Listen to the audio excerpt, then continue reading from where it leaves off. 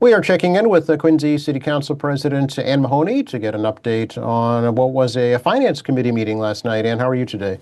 Doing great today, Joe. Thank you very much. It was a good conversation, and we wanted to start with a conversation last night. And this was about the financial safeguards and financial transparency ordinance that we were talking about. And it's timely because we're going into the budget. And now here's my dog joining me.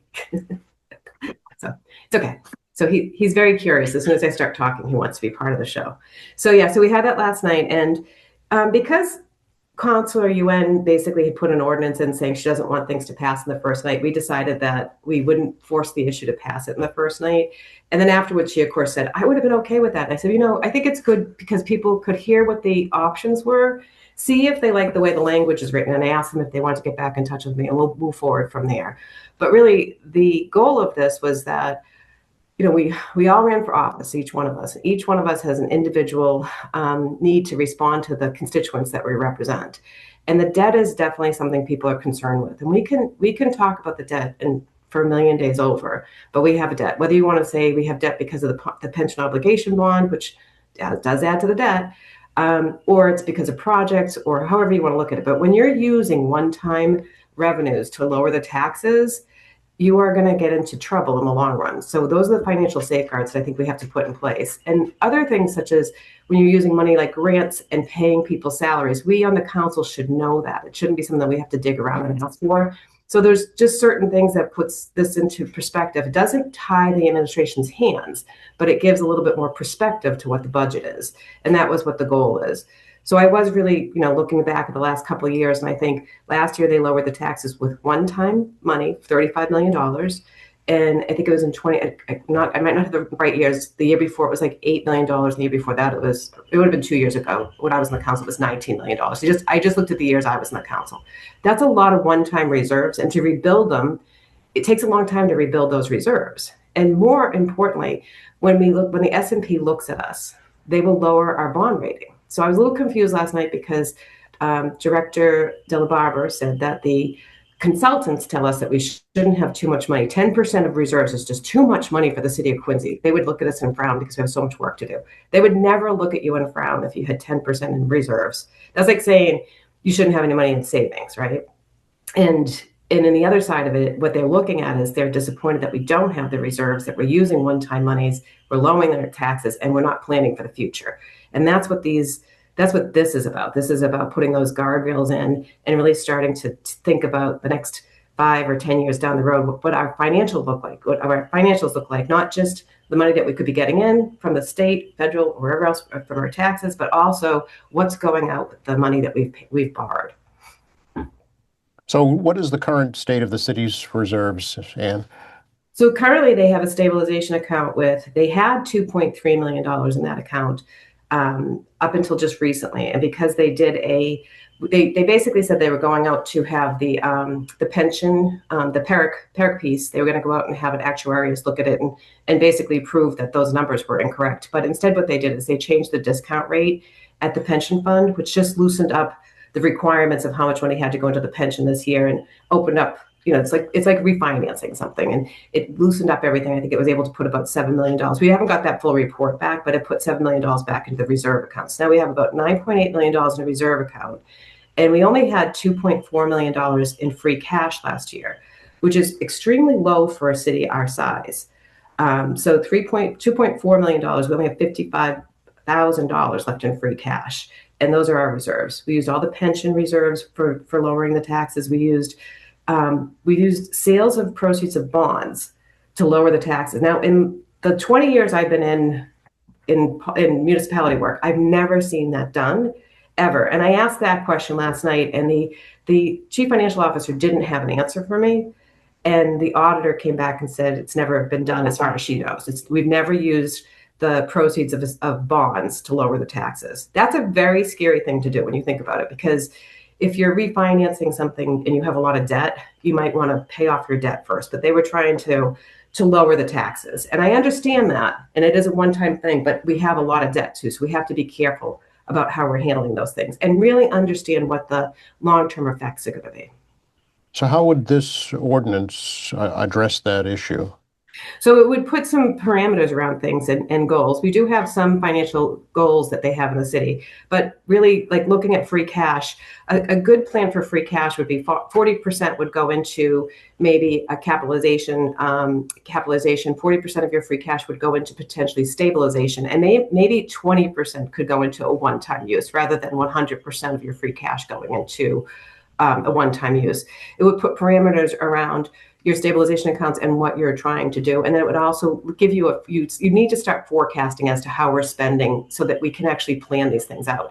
When we actually do the budget in June, the city should be able to anticipate what the taxes are going to be. Because as well as I do, Joe, you've been doing this for a long time. We set the budget, we all vote on it, whether we vote in approval or denial of the budget, and then we move on and we wait until October, November, December for the administration to come back and tell us how much it's going to be for our taxes.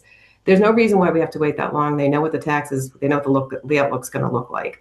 And we should probably know that when they come in June, what the anticipated taxes are going to be. So I'm sorry, go ahead. Approximately, we should know that. The ordinance also has a provision providing for a quarterly financial transparency report. So would that provide you with the information you're looking for, do you think? So I think whenever you have this amount of debt and the kind of turnover we've had on the council is telling people that, people out, the taxpayers of the city of Quincy are asking for more information. They're getting a lot of, we know what we're doing. This is what's best for you. You hired me and I'm doing what you told me to do. This is how elected officials talk now. Like I wasn't elected to make savings accounts, but everybody at home knows that when your budgets are tight, you pull up your bootstraps and you pull in your belt and you figure out what you can do without, right? And we are in a time where, socially and economically, we don't know what's going to happen, right? We have our gas prices are going up. It happens all the time. I'm not saying that we should be afraid, but it's definitely something you should consider. We had ARPA money that we used for a lot of things that we potentially shouldn't have used for, and we could have used for other things, but that money, all of those free things are gone now. And now we're in a situation where money is getting very tight and people are feeling it, and just everyday people are feeling it, but they're not sensing that our community is recognizing it, because we still talk about, extraordinary large projects that might be coming down, and we're not talking about the debt. And we've kind of fluffed over it and said, we lowered the taxes by $35 million, and there's no discussion about that. And that's something that's concerning to me. So I think this is the right time to come back and talk about those things. And the quarterly reports only help the administration and the general public to understand what's happening. So looking at the debt levels, the reserve balances, and one-time funds and how we're going to use them. And then, our pension long-term obligation, we were caught off guard last year. As much as people want to say, this was a genius thing to do, the pension obligation bond, we were caught off guard when PERIC told us that we had to pay $15 million, because that's something that we should have known about. They thought when they did the pension obligation bond, they should pay us back. That's not how that works. That was for the future debt. And the difference between those is the differences of what you've made over that time and what you need to produce for the people that you are providing those pensions for. And I'm sorry, Joe, because my voice is going. Yeah, I know you're struggling. You were coughing at the meeting too. I noticed it's springtime cold. Unfortunately, yeah, I appreciate you taking the time to talk to me about this. Yeah. So smart borrowing, just like anybody, smart borrowing at home when we are doing this, when you're talking to your kids about saving for a car or for buying a house, requires long-term forecasting for yourself. Like, do you plan on being employed? How much do you plan on making? What would make it comfortable? What can you afford comfortably? And if you overstretch yourself, like if you went out and bought a car and you were paying $800 for an apartment, but you were paying $1,500 for a car, maybe that car is the wrong car for you, because it might be fancy and it looks good, but you may never get to your goals of owning anything. That's a simple way of looking at it. Or if somebody uses a lot of credit card debt and you're living by your means, you have your mortgage, you have your your car, your gas, everything that you have to do, and you use a lot of credit card, and you're using your savings to pay down your credit cards. And at the end of the day, you still have credit card debt, you have no savings, and now you've lost your job. These are the things that happen in real people's lives, and it happens in municipalities too if you're not paying attention to it. So eventually, these little things where you're using one-time cash over and over and over again. It shows a systemic problem in the way you're financing and budgeting. And this is really about the financing of the city. It's not about cutting services. It's about making sure we're putting in those guardrails so that we all see what's happening. So that when we are saying yes or we're saying no, we're saying it in a way that actually protects the taxpayers and levels out their taxes. One of the things that we don't do in Quincy every year, it's kind of like we don't know what the taxes are going to be, right? It's kind of like the unknown thing. And we talk a lot about how people are house rich and cash poor, but we should be able to be forecasting these things and stabilize at this point. With all the growth we have in Quincy, we should be able to stabilize those taxes so people can really start budgeting themselves. But if we're not budgeting and we're not forecasting, then we can't do that for them. And I asked that last night too, and the chief financial officer said that they have not started forecasting. Now, we want to talk about how we're the envy of everybody. I know for a fact that a lot of other communities and cities forecast because that's how you are able to manage your debt and your future. And you have to do that. So, I mean, is this a fundamental monetary policy difference between the administration and the elected body as to how money is spent? I think what happens is, there's a lot of trust that's put into each other. And for the last 18 years, there's been a lot of trust in the administration. And the cracks are there where we're questioning some things. And it's not necessarily this administration, it's any administration. So I like to really make sure that people know that this isn't really about one person.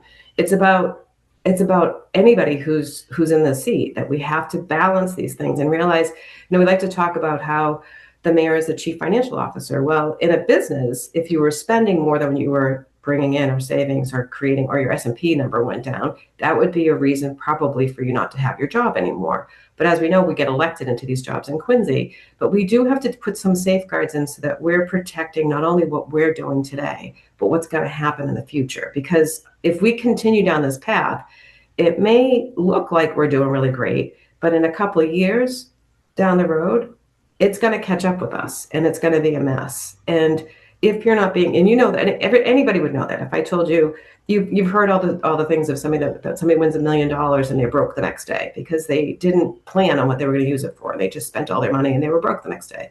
But if they planned it, they could have lived on it for a while. We need to plan, and that's what financial planning is about, is making sure that we're not overextending ourselves and that we're really looking at what we're accomplishing and how we're going to pay for that before we get into the next big project. And that's the other reason why I asked that this was timely to have this discussion tonight, so that we can have, the debt, the Hillside can come in and talk to us about our debt. One of the things about the consultants coming in to see us, I think they're coming on the 27th of April, that the chief financial officer told us was that they help guide us in the decisions we make, and that they don't want us to build reserves because reserves are a bad thing. And I think he was confused, and I never like to call people out in that situation, but that in fact is the opposite of what they would say. They would say, build your reserves. But what they don't want to see, you have $25 million of excess levy. Now, I by no means am suggesting that the city of Quincy should go tax to the max, but that excess levy is what we you hear it all the time, like we have 20, this is the envy of every town.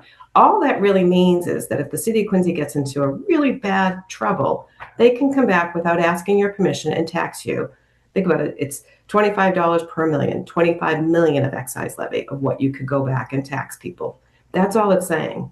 It's not a reserve fund. It's basically saying that if we need it, we can come knock on your door and tell you that you owe us even more money to keep our city going. That is not a good plan.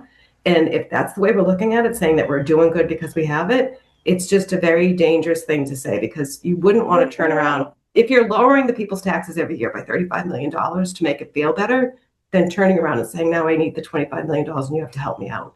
It will happen eventually when they have to tip into that. And the problem is we're running out of one-time reserves. So does the state, do you know, Ann, does the state require communities to have a minimum amount of reserve funds?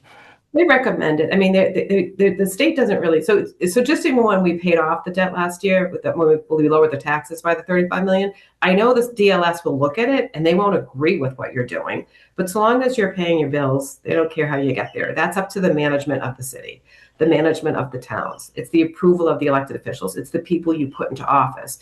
but they will frown on it, and they are looking at us. And I can tell you, like, we're obviously saying all the time that we're the envy of every community around us. Yes, because you're getting told yes to everything that you want to do and stretching everything very, very thin. But on the other side of it, the financial people that are looking at her are saying, it's going to catch up with you. Like, it will catch up with you. And what are you going to do when it catches up with you? And that's the concern that everybody has. And, this is like the turnaround time of somebody when somebody says, well, what do you do? And it's not that you have to change the services that we're doing. We just have to put these guardrails in and start really looking at things and digging into it and being honest about what we can and can't do. And, an example of this is, we just talked about the reserves, the $9.8 million in reserves, and that's used for emergencies, for capital, for different things. If we hadn't used $35 million to lower the taxes last year, we might have not had to bond the $2.4 million for the firefighter gear. Now, in no way, in any shape or form, am I saying that we shouldn't be giving the firefighters their gear. I'm just saying if we were in a better position, we could have got that much earlier, maybe last fall. And at the end of the day, all that matters is they're getting what they need. But we as a city have to look at the finances together, all of us, the council, the mayor, the taxpayers, and understand what is it we're trying to get out of it at the end of the day. What I can tell you is seniors are struggling in the city of Quincy. They live on a fixed income, and our taxes are double digits when they go up. New families can barely afford to move into Quincy. That is not just Quincy, though. That's the whole state of Massachusetts, and that's the housing market. The housing that we're building is out of reach for the average person to live in Quincy. So we have to start realizing, like, what's our goals for Quincy? Where are we going? And how are we going to be able to be sustainable with the budget that we have? Because as we're growing, we know we're putting stress on our streets, in our schools, and on our infrastructure. So those things always have to be looked at. So we need to balance all of those things, as well as balance the growth that's happening within the city and balance our debt. It has ballooned over the last 18 years.